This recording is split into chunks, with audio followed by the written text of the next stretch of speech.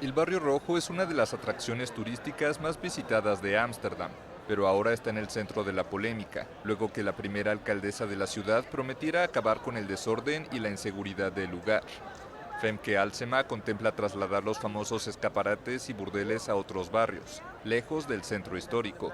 Argumenta que busca frenar la criminalidad y la trata de seres humanos y mejorar las condiciones de las trabajadoras sexuales. Pero la propuesta ha disgustado a muchas prostitutas. Tengo algo que decir a todas las personas que nos llaman vulnerables. No nos conocen para nada.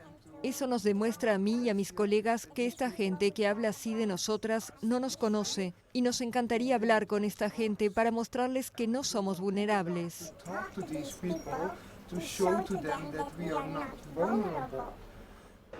Una propuesta para el Barrio Rojo contempla cerrar las cortinas de las vitrinas para que las prostitutas ya no sean visibles desde la calle. También se plantea desplazar algunos burdeles a otros barrios o trasladar todos los escaparates a otra zona.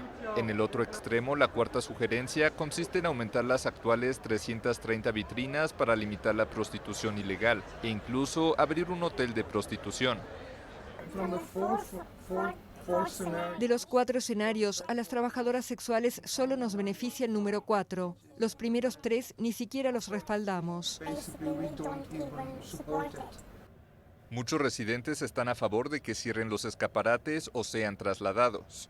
En cambio, los profesionales del sector admiten que hay problemas, pero estiman que un cierre o un traslado no es la solución.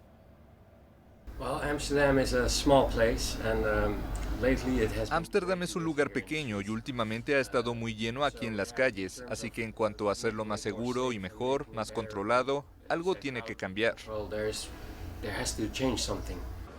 Se espera que el Consejo Municipal se reúna en septiembre antes de tomar una decisión sobre el futuro del famoso Barrio Rojo.